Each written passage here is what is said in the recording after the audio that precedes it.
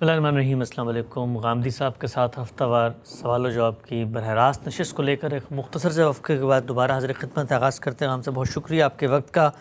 2 ہفتے کے وقفے کے بعد آپ کی خدمت میں پھر بغرض استفادہ حاضر ہیں۔ موضوع پر بات شروع کی تھی آپ سے کہ مولانا اشرف علی تھانوی ایک بڑے معروف اور بڑے جلیل القدر دیوبندی عالم ہیں، ان سے منسوب ایک بات اور اس پر لوگ عام طور پہ تنقید کرتے ہیں۔ آپ نے بڑی تفصیل سے بتایا تھا کہ تنقید کرنے سے پہلے کے جو مراحل ہیں ان کو ذرا پیش نظر رکھنا چاہیے۔ کس شخص پر تنقید ہو رہی ہے، اس کی علمی حیثیت، اس کا مقام، اس کا مرتبہ کیا ہے، اور پھر اس کا نظام فکر کیا ہے جس میں کھڑے ہو کر وہ بات کر رہا ہے۔ بات صرف یہیں تک ہوئی تھی، لیکن ایک طوفان پورا کا پورا کھڑا ہوا اور لوگوں نے کہا بھی غامدی صاحب نے تو تنقید ہی نہیں کی اس پورے کے پورے مسئلے پر، اور جیسی ایک طریقے کی پس منظر کی بحث چھیڑ دی، اس سے تو گویا عملاً تائید ہی ہو جاتی ہے۔ میں وہیں سے جوڑ کے چاہوں گا کہ آپ بات مکمل کریں اس تاثر کو بھی رفع کرتے ہوئے کہ ابھی تو تنقید آپ نے شروع ہی نہیں کی۔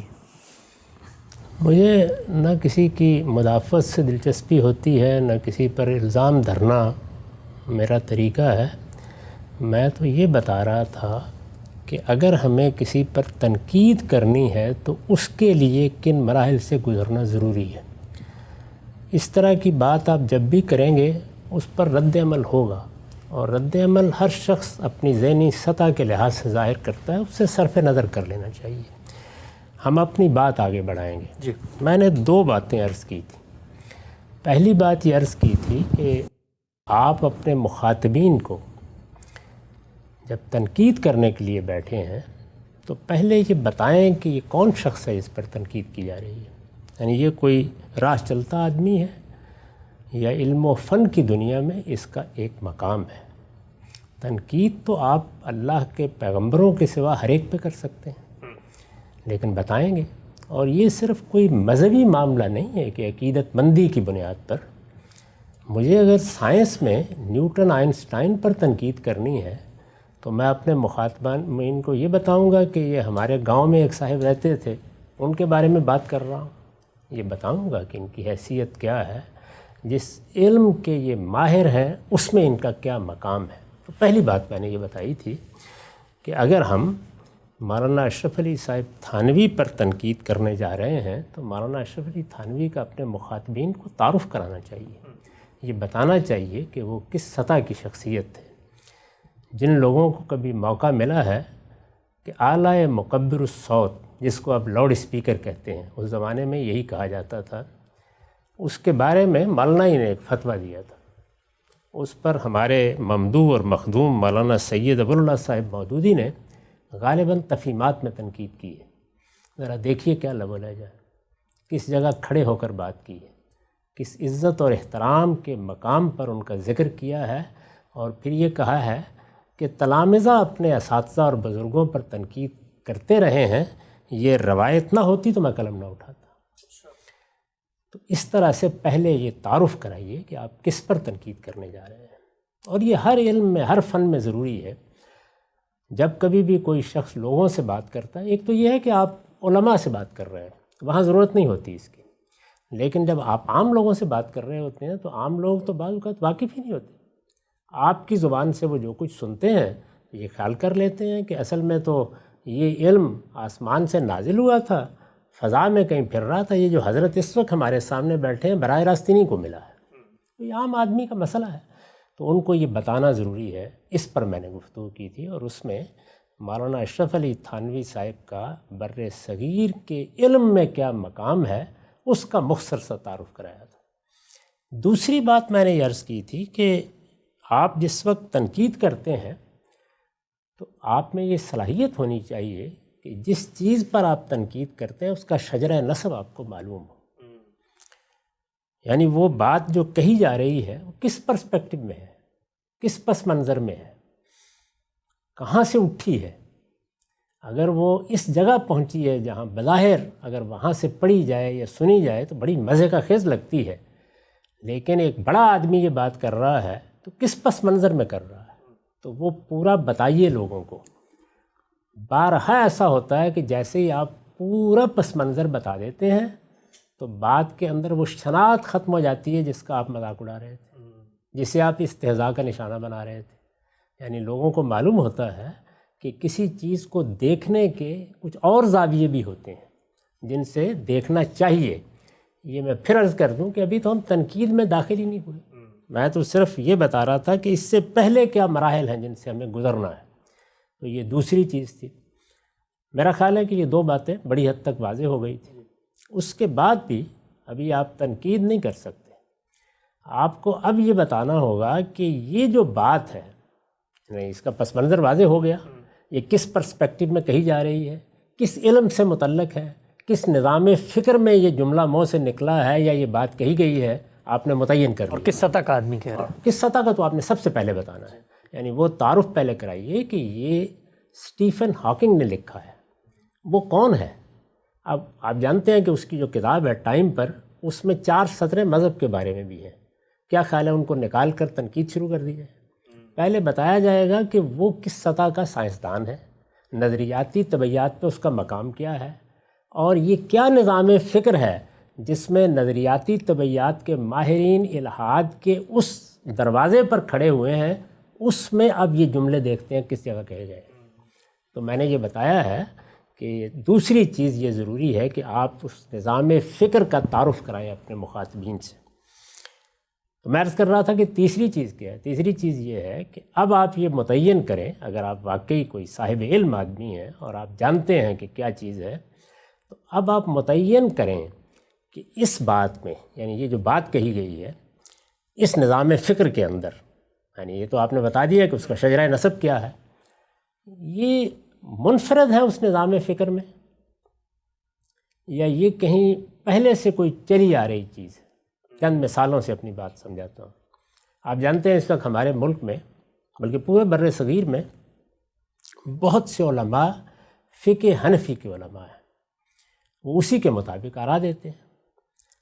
انہوں نے فقہ حنفی کے لحاظ سے کوئی ایک مسئلہ شامی سے بیان کر دیا, کوئی ایک مسئلہ ہدایہ سے بیان کر دیا کسی موقع کے اوپر. پڑھنے والے کو بہت مزے کا خیز لگا.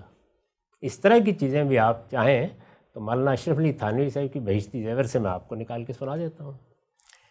تو وہ بڑا مزے کا خیز سا لگا آپ کو. لیکن اب آپ کو یہ معلوم ہے کہ اس مسئلے کا فلاں عالم جو بیان کر رہا ہے, وہ مثال کے طور پر مولانا اشرف علی تھانوی ہیں, وہ مولانا حسین احمد مدنی ہیں, وہ مولانا احمد رضا خان صاحب بریلوی ہیں. یہ سب فقہ حنفی کے جید علماء ہیں. مسئلہ آپ نے پڑھا تو ان کے ہاں ہے یا ان کی زبان سے نکلا ہے یا انہوں نے بیان کیا ہے, لیکن آپ یہ جانتے ہیں کہ یہ اس میں منفرد نہیں ہے, متفرد نہیں ہے, یعنی یہ ان کی کوئی خاص تحقیق نہیں ہے. پہلی دفعہ سامنے نہیں آ رہی ہے. پہلی دفعہ یہ بات سامنے نہیں آ رہی, بلکہ فقہ حنفی جس کی تاریخ پر 1000 سال یا اس سے بھی زیادہ گزر چکے ہیں, یہ اس کے ہاں کا مسئلہ ہے. اور آپ جانتے ہیں کہ یہ کس طرح پیدا ہوا ہے اور کہاں سے یہ بیان کر رہے ہیں. ٹھیک.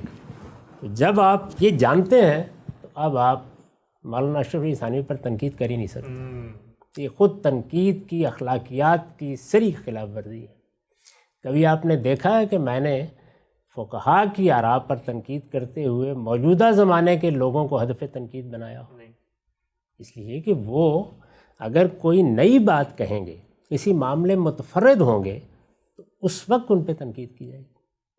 تنقید پہ سب سے پہلے یہ دیکھنا ہوتا ہے کہ جس نظام فکر میں کوئی جملہ صادر ہوا ہے یا جس فقہ میں کوئی بات بیان کی گئی ہے یا جس علم میں یہ بات کہی جانی چاہیے اور ان صاحب نے بھی کہی ہے, یہ یہاں پر کوئی نئی بات, نئی تحقیق نہیں بیان کر رہے, کوئی نیا زاویہ نظر نہیں پیش کر رہے, بلکہ اس نظام فکر میں یہ عام چیز ہے.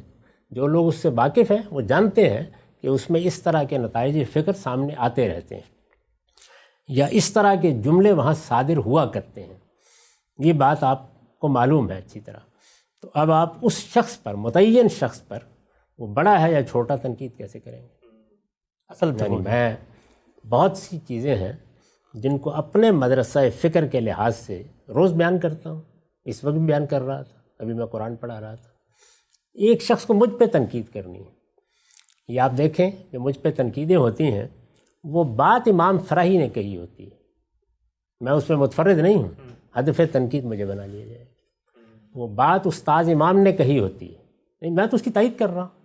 اچھا، جن معاملات میں میں متفرد ہوں یا جہاں میں نے کوئی اپنی تحقیق پیش کی ہے وہاں مجھے ہی ہدف تنقید بننا چاہیے. ٹھیک ہے. لیکن یہ تنقید کرنے والے کو پہلے دیکھنا ہوتا ہے کہ یہ بات آئی کہاں سے ہے، کہاں سے چلی ہوئی ہے. تو اگر فقہ حنفی کی کچھ چیزوں پر تنقید کرنی ہوگی تو میں پہلے فقہ حنفی کے اصول سامنے رکھ کے تنقید کروں گا. یعنی پھر مجھے ماضی میں جا کے بتانا پڑے گا کہ اب فقہ حنفی کیا ہے، اس فقہ کی بنیاد کہاں سے رکھی گئی ہے، اس کے بنیادی اصول کیا ہیں، یہ کن مقدمات سے پیدا ہوتی ہے اور اس میں یہ بات کہاں ٹھیک بیٹھتی ہے. اگر میں ایسا نہیں کر سکتا تو میں تنقیدی اخلاقیات کی خلاف ورزی کرتا ہوں. میں نے جن لوگوں پر نام لے کے تنقیدیں کی، آپ ذرا ایک نظر ڈالیے ان کے اوپر. یہ آپ کے علم میں ہے کہ دین کی سیاسی تعبیر مولانا سید ابواللہ مودودی صاحب، میرے ممدوح و مخدوم، اور آپ جانتے ہیں کہ میرے دل میں ان کی کتنی عزت ہے، ان کے قلم سے پہلی بار ایک پوری تعبیر کے طور پر نمایاں ہوئی. یہ نہیں کہ اس کے آثار پیچھے نہیں تھے، لیکن ایک باقاعدہ تعبیر کی صورت انہوں نے دی ہے اور اس کے لیے استدلال بھی ایک بالکل نیا فراہم کیا ہے. تو اب یہ تنقید جب کی جائے گی انہی پر کی جائے گی، یعنی انہی کے بارے میں بتایا جائے گا. چنانچہ دیکھیے کہ مجھے جب ان پہ تنقید کرنی تھی تو میں نے تعویل کی غلطی کا عنوان قائم کیا ہے اور انہی 2 آیات پر اپنی بات کو محدود رکھا ہے جو اصل میں اس پوری تعبیر کی بنیاد بنتی. ٹھیک. اچھا، اس تعبیر میں ایک نیا پہلو پیدا کیا منہج انقلاب نبوی کے عنوان سے، اور اس کے تحت وہ جو ایک پرامن سیاسی تحریک کے طور پر ہمارے سامنے تھی، وہی چیز اب پیسو ریزسٹنس اور پھر اس کے بعد جہاد قتال تک پہنچ گئی. جب یہ پہنچی ہے تو اس وقت میں نے ڈاکٹر اسرار احمد صاحب کو نام لے کے ہدف تنقید بنایا ہے. اسی طرح وجدہ کا ضالًا فہدا کا ایک ایسا ترجمہ کیا گیا جس سے مسلمانوں کا علم واقف نہیں ہے. وہ بعد میں بھی جب نکلا تو کہاں سے نکلا؟ وہ علم تفسیر سے نہیں نکلا، وہ قاضی ایاز کے ہاں سے کہیں نکلا جا کے، کہیں کسی نے یہ بات کہی تھی. تو ظاہر ہے کہ میں نے پھر اس پر براہ راست تنقید کی. تو براہ راست تنقید آپ کر ہی نہیں سکتے جب تک کہ آپ پہلے یہ نہ بتائیں کہ جس پر آپ تنقید کر رہے ہیں وہ اس میں متفرد ہے، یہ اس نے نقطہ نظر قائم کیا ہے، یہ اس کا نظام فکر ہے، یا پھر اس میں اس نے کوئی نیا پہلو پیدا کر دیا ہے. تو تیسری بڑی چیز یہ ہے، اس کا لحاظ نہ رکھنے کا نتیجہ یہ ہوتا ہے کہ آپ اپنے معاصرین میں یا قریب کے لوگوں میں کسی شخص کو اپنے پروپیگنڈے کا ہدف بنا لیتے ہیں اور جو کہنا چاہتے ہیں کہتے ہیں، کیونکہ جیسے ہی آپ اس کے شجرہ نسب میں پیچھے جائیں گے تو بڑے لوگ آ جائیں تو گے، بہت بڑے بڑے لوگ ہوں گے، پھر ذرا مشکل ہو جاتا ہے. لیکن یہ علمی دیانت کے خلاف ہے. آپ کو ایک عالم کی حیثیت سے یا دین کے سچے طالب یا کسی بھی علم کے سچے طالب علم کی حیثیت سے پہلے یہ متعین کر کے بتانا چاہیے اپنے مخاطبین کو کہ اس میں ابتدا کن سے ہوئی ہے. اس میں بھی پھر متعین کیا جاتا ہے کہ وہ نمائندہ شخصیات کون سی ہیں. یعنی فقہ حنفی پہ تنقید کرنی ہوگی تو اس کی کچھ نمائندہ شخصیات ہیں جن کا انتخاب کیا جائے گا کہ یہ وہ لوگ ہیں کہ جن کے ذریعے سے فقہ حنفی کا یہ محل استوار ہوا ہے. اب آپ ان کا نام بھی لیں گے اور ان کا تعارف بھی کرائیں گے، لیکن وہ پہلی دونوں شرطیں یہاں بھی ہوں گی، یعنی ان کے بارے میں مہذب لب و لہجہ، ان کی علمی حیثیت کا اعتراف، اور پھر یہ بتانا کہ ان کے بنیادی اصول کیا ہیں اور اس میں یہ بات کس جگہ پر جا کر بیٹھتی. یہ سب جب آپ کر لیتے ہیں تو اس کے بعد پھر آپ کو یہ بتانا چاہیے کہ جس چیز پر اب آپ تنقید کر رہے ہیں، یعنی آپ اصل میں پہنچ گئے، جڑ بنیاد میں آپ داخل ہو گئے اور آپ نے بتایا کہ اصل میں یہ ہے وہ جگہ جہاں پر اب میں تنقید کر رہا ہوں. تو اب اس پورے نظام فکر پر تنقید کریں، کیونکہ اگر پھر آپ نے اس جملے پر تنقید کی یا اس کے اس ثمر پر تنقید کی تو آپ پھر بے انصافی کریں گے. اپلیکیشن پہ تنقید ہوئی. اپلیکیشن پہ تنقید. تو آپ یہ دیکھیے کہ یہ جتنا کچھ بھی ہمارے ہاں ظاہر ہوا ہے، جیسے ارواح ثلاثہ کی عبارتیں لوگ نقل کرتے ہیں، ہمارے بزرگ تھے عثمانی صاحب، ان کی توحید خالص کو آپ پڑھیں، اس میں اس طرح کی سب چیزیں، یہ کوئی آج کی نئی چیز نہیں ہے. یہ سب چیزیں جتنی بھی ہیں جو آپ کے سامنے آئی ہیں، میں نے ایک جملہ عرض کیا تھا پچھلی نشست میں. وہ جملہ کیا تھا کہ مولانا اشرف علی تھانوی دین کی صوفیانہ تعبیر کے بڑے لوگوں میں سے، تو اس کا مطلب یہ ہے کہ اب تصوف زیر بحث آئے گا۔ تو آپ دیکھیے میری کتاب برہان میں تصوف زیر بحث ہے، یعنی تصوف پر تنقید کی جائے گی، کیونکہ اصل وہ ہے، وہ ماں ہے جس نے یہ سب کچھ جنا ہے، یہ سب کچھ اس کے ہاں سے پیدا ہوا ہے۔ تو یہ کیسے ہو سکتا ہے کہ آپ اصل پر تنقید کیے بغیر کسی جملے کو، کسی بات کو ہدف بنا لیں؟ میں اس کو ایک اور مثال سے آپ کو سمجھاتا ہوں۔ یہ دیکھا ہوگا آپ نے کہ مولانا سید ابواللہ صاحب مودودی کی کتاب خلافت و ملوکیت پر بہت تنقید ہوئی۔ میں نے اپنا واقعہ لکھا ہے، میری کتاب مقامات میں ہے، کہ خود مدرسے کے زمانے میں نے یہ کتاب پڑھی اور ہاتھ میں تھی، تو بینک کے ایک سنتری نے مجھے توجہ دلائی کہ اس کتاب پر کچھ تنقیدیں بھی ہیں۔ اس کا میں نے لکھا ہے، احوال لکھا ہے۔ ولی محمد صاحب دنیا سے رخصت ہو گئے، اللہ ان کی مغفرت فرمائے، تو انہوں نے مجھے اس پر کچھ تنقیدات دیں اس زمانے میں، تو میں اس وقت سے وہ تنقیدات بھی پڑھتا رہا ہوں، کتاب بھی میرے علم میں ہے، اور کتاب کے پس منظر کے مباحث سے بھی مجھے دلچسپی رہی ہے۔ اس پر تنقیدیں ہوئی ہیں۔ وہ تنقیدیں شروع کہاں سے ہوتی ہیں؟ وہ تنقیدیں یہاں سے شروع ہوتی ہیں کہ یہ گستاخی ہو گئی ہے، یہ دیکھیے یہ فلاں صحابی کے بارے میں یہ بات کر دی ہے، فلاں کی عزت ملحوظ نہیں رکھی۔ یہ ہمارے ہاں کا عام انداز ہے، میں اس کو عامیانہ تنقید سمجھتا ہوں۔ مولانا سید ابواللہ صاحب مودودی جیسا آدمی، میں نے ان کو بہت قریب سے دیکھا ہے، آپ سوچ سکتے ہیں کہ وہ کسی صحابی کی شان میں گستاخی کرے گا یا وہ کسی عامی کی شان میں بھی گستاخی کرے گا؟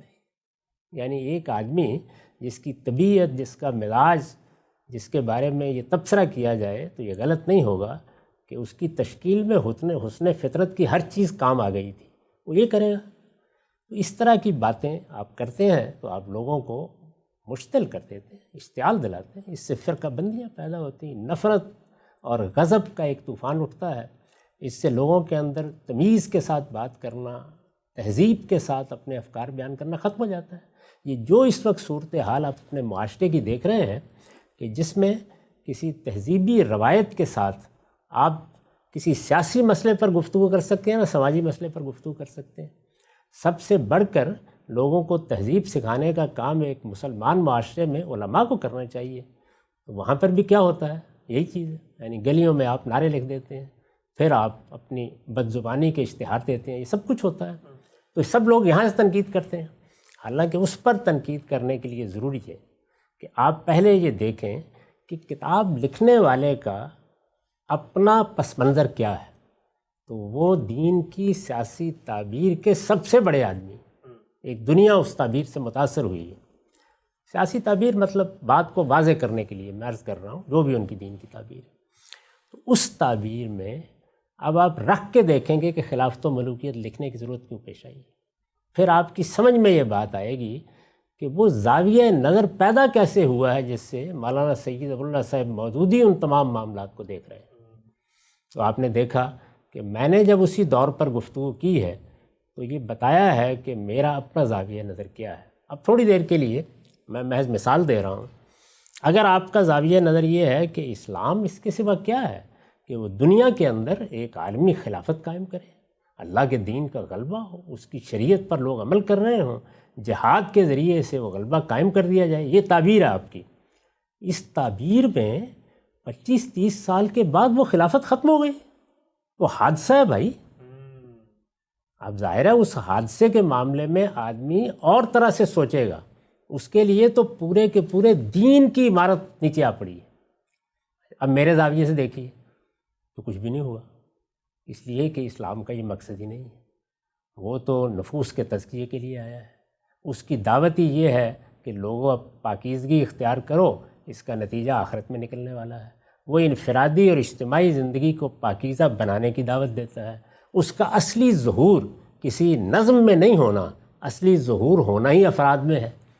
تو آپ کا زاویہ نظر تبدیل ہو جائے گا نا۔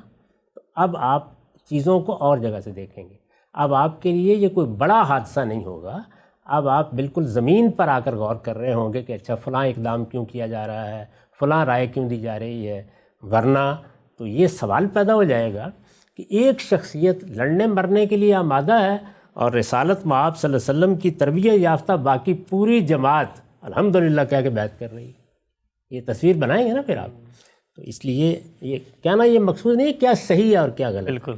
یعنی آپ جب تک کسی نظام فکر کو متعین نہیں کر لیتے اس وقت تک آپ اس کے کسی جزوی اظہار پر انصاف کے ساتھ نقد کر نہیں سکتے. تو اب آخری بات پر آ جائیے. ایک سیکنڈ میں صاحب ایک چاہتا ہوں ایک اور مزید آپ مثال پیش کریں جس سے یہ جو تفہیم ہے اور بڑی اہم بات ہے جو آپ نے فرمائی ہے. مثلا اہل تشیع پر تنقید ہو رہی ہوتی ہے، ہم دیکھتے ہیں بھی تعزیہ نکالنا دین میں حرام ہے، دن منانا حرام ہے، لیکن آپ نے پوری گفتگو کر کے بتایا کہ بھائی یہ سب تو اپلیکیشن ہے لیکن ایک پورا تصور موجود ہے جس کے ناگزیر تقاضے ہیں جو سامنے آ رہے ہوتے ہیں. میرے ساتھ اس وقت بھی یہی ہوا. آسٹریلیا میں ہمارے احباب نے ایک ورکشاپ منعقد کی اور اس میں نے قرن اول کی سیاسی تحریکوں کا جائزہ پیش کیا. ابتدا میں نے کہہ دیا کہ دیکھیے میں اس میں کوئی نقد نہیں کروں گا، میں پہلے آپ کو اسی اصول پر تعارف کراؤں گا کہ فلاں تحریک کا مقدمہ کیا ہے، وہ پیدا کیسے ہوئی، اس کی تاریخ کے بڑے بڑے مقامات کیا ہیں، اور وہ جن مقدمات کو بنیاد بناتی ہے اس کا اثر پھر کس طرح اس کے افکار پر پڑتا ہے، وہ میں نے بیان کیا. تو اس میں ظاہر ہے کہ خوارج زیر بحث آئے، اہل تشیع زیر بحث آئے. وہ آپ نے دیکھا کہ جب وہ گفتگو نشر ہوئی تو بعض لوگوں نے کہا کہ مبارک ہو آپ ہمارے اب بھائیوں میں شامل ہو گئے ہیں، اور اہل تشیع میں سے بعض لوگوں نے. تو یہ حادثہ ہے، ہم اس سے عادی نہیں ہیں، ہمیں یہ معلوم ہی نہیں ہے کہ خالص علمی تنقید کے آداب کیا ہیں. تو میں نے یہ عرض کیا تھا کہ سب سے پہلے ہمیں یہ متعین کرنا چاہیے کہ کون ہے جس پر ہم تنقید کرنے جا رہے ہیں. چنانچہ میں نے آپ کو مولانا اشرف علی صاحب تھانوی کا تعارف کرایا. اس کے بعد دوسرے مرحلے میں نے یہ بتایا کہ وہ کس نظام فکر میں کھڑے ہیں اور وہاں پر شیخ کی کیا حیثیت ہے، اور شیخ اس اصلاح کے نظام میں کس طرح محور بن جاتا ہے. اس کے ساتھ ایک غیر معمولی تعلق کس طرح اس نظام فکر کی بہت بڑی ضرورت ہے. یہ بتایا نا سب میں نے آپ کو. اس کے ذیل میں یہ ایک واقعہ پیش آیا ہے، اس پر یہ تبصرہ ہوا ہے، اس جگہ رکھ کے آپ کو بتایا. اب وہ نظام فکر کیا ہے جس میں شیخ کا یہ تصور ہے، وہ تصوف ہے. تو اگر میں اس پر تنقید کروں گا تو ابتدا وہاں سے کروں گا. یعنی پہلے آپ کو تعارف کراؤں گا کہ ہمارے ہاں یہ دین کی صوفیانہ تعبیر کیسے پیدا ہوئی، اس تعبیر کے بنیادی مقدمات کیا ہیں، یہ لوگوں کی اصلاح کے لیے، جس کو پھر بعد کے زمانوں میں وہ اس طرح کہتے ہیں کہ ان کو درجہ احسان تک پہنچانے کے لیے شیخ کا کیا مقام ہے. اور پھر میں آپ کو بتاؤں گا کہ یہ سارا کا سارا تصور کس طرح ایک غلط تصور ہے. آپ جانتے ہیں کہ میں نے تصوف پر 2 تبصرے کیے ہیں. اگر آپ برہان میں میرا وہ مضمون نکال کے پڑھیں، باقی تو صرف تعارف ہے. یعنی بتا دیا گیا ہے کہ یہ اس کے بڑے لوگ ہیں، یہ ان کی آراء ہیں، یہ بنیادی مباحث ہیں. اس بنیادی مباحث میں اسلام یہ کہتا ہے، یہ ہمارے بزرگ یہ کہتے ہیں. صرف مقابل میں رکھ کے بتا دیا ہے. تبصرے کے جملے 2 ہیں اور وہ دونوں کی میں وضاحت کر دوں. پہلی بات کیا کہی ہے، یہ ایک متوازی دین ہے. یہ کوئی گالی نہیں ہے، یہ ایک امر واقعی کا اظہار ہے.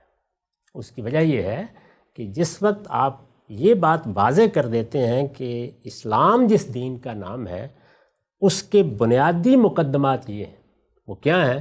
توحید، رسالت، قیامت، اور ہمیں اپنے وجود میں وہ کیا اہداف ہیں جنہیں حاصل کرنا ہے. یہی ہے نا سارا اسلام. تو اگر اس میں بالکل کوئی چیز متوازی کھڑی ہے اور وہ ابتدا سے انتہا تک ہر چیز میں مختلف ہے تو آپ یہی کہیں گے نا.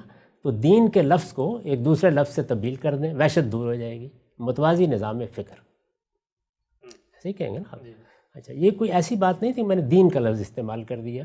آپ یہ جانتے ہیں کہ قرآن مجید میں دین کا لفظ دین الملک کے لیے بھی استعمال ہوا ہے، بادشاہ کا دین. وہ بادشاہ کا دین کوئی کانڈمنیشن کے مقام پر نہیں ہے، یعنی صرف مقابل میں رکھ کے بتایا ہے. تو آپ یہ کہہ سکتے ہیں کہ وہ ایک متوازی نظام فکر ہے. ہمارے موجودہ زمانے میں بہت سے اہل علم ہیں جنہوں نے یہ کہا کہ کمیونزم یا سوشلزم یہ معیشت کے بارے میں وہی مقاصد حاصل کر رہا ہے جو اسلام کے مقاصد ہیں. لیکن فرض کیجئے کہ میں اس کو قبول نہ کر رہا ہوں تو میں یہ کہوں گا کہ نہیں، سوشلزم اسلام کے مقابل میں ایک متوازی نظام فکر ہے. تو یہ مطلب ہے اس جملے کا. اس کے بعد میں نے ایک دوسرا جملہ کہا کہ یہ جو ہمارے ہاں یہ چیز آئی ہے، ہمارے ہاں آ کر تو یہ اسلامائز ہوئی ہے، یعنی لوگوں نے اس کو مسلمان کیا ہے اپنے طور پر. یہ جتنے بزرگ ہیں انہوں نے اسلام کے ساتھ اس کا پیوند لگا کے یا اسلام کی روشنی میں اس کو سمجھانے کی کوشش کی، اور یہ صوفیانہ تعبیر بنی ہے، لیکن اپنی اصل کے لحاظ سے یہ ایک عالمگیر ضلالت ہے، عالمگیر گمراہی ہے. تو وہاں میں کس چیز پہ تبصرہ کر رہا ہوں؟ یہ آئی کہاں سے ہے وہاں پر، یعنی یہ جب ہندوؤں کے ہاں ہے، یہ جب مسیحیوں کے ہاں ہے، یہ جب دوسری اقوام کے ہاں ہے، تو وہاں اس کی نوعیت کیا ہے؟ تو ایک دین کے طالب علم اور عالم کی ذمہ داری ہے کہ وہ اگر کوئی چیز گمراہی ہے تو بتائے کہ یہ گمراہی ہے، اگر وہ شرک ہے تو بتائے کہ یہ شرک ہے. اس سے کوئی انکار نہیں، اس میں کوئی مداہنت بھی نہیں، لیکن یہ جملے کب بولنے ہیں یہ اس مرحلے پر جا کر بولنے ہیں جہاں میں نے جا کر بولے ہیں. تو یہ بتانا مقصود تھا کہ تنقید کرنے کا طریقہ یہ ہے، اور اس میں ابتدا سے انتہا تک اسلوب شائستہ ہونا چاہیے، تہذیب کے ساتھ گفتگو کرنی چاہیے، ہر شخص کا احترام کرتے ہوئے گفتگو کرنی چاہیے. ہم مسلمانوں کی تاریخ عام طور پر جو نئے لوگ پیدا ہوتے ہیں وہ ایسے تاثر دیتے ہیں کہ جیسے یہ جلیل القدر اہل علم کہیں بازار میں کھیل رہے تھے. بہت غیر معمولی تاریخ ہے. ایک ایک علم کو اگر آپ پڑھیں اور یہ دیکھیں کہ اس میں علم اصول میں متکلمین کے ہاں، صوفیہ کے ہاں، فقہا کے ہاں کیا ندرتیں ہیں، کیا غوامض ہیں، کس طرح اندر اتر کر چیزوں کے باہمی ربط پیدا کیے گئے ہیں، یہ علوم کیسے وجود میں آئے ہیں. حق تنقید اس کے باوجود حاصل ہے، اور ہم تنقید کریں گے اور بعض موقعوں کے اوپر بالکل اس کو ادھیڑ کر رکھ دیں گے، لیکن ان سارے مراحل سے گزر کر اور نہایت شائستگی کے ساتھ. جب تنقید کریں گے تار و پود بھی بکھیر دیں گے، قصدم پھنکار دیں گے، سب کچھ ہوگا، لیکن اصول کیا ہیں؟ وہ 4 اصول جن کو سامنے رکھنے کے بعد ہی کسی شخص کو یہ حق حاصل ہوتا ہے کہ وہ آگے بڑھ کر تنقید کے پر ہی اہم اور تمہیدی گفتگو ہے. آگے بڑھائیں گے سلسلے کو، یہ جاننے کی کوشش کریں گے کہ اس گفتگو کے بعد یہ جو کچھ اپلیکیشن میں سامنے آیا اشرف علی رسول اللہ کہہ کر، یا ایک اور مثال بھی بیان کی جاتی ہے وہ چشتی رسول اللہ والی بھی، کہ وہاں پر کسی مرید سے وہی کلمہ پڑھا دیا، اس مثال کو سامنے لے کر کہ اس اپلیکیشن کی اپسٹیمولوجی کیا ہے، اس کی اصل کیا ہے، اور اس اصل پر، اس تصور شیخ پر غامدی صاحب کی قرآن و سنت کی روشنی میں براہ راست تنقید کیا ہے. اس موضوع کو آگے بڑھائیں گے. وقت یہاں پہ ختم ہوتا ہے. اب تک آپ کا بہت شکریہ.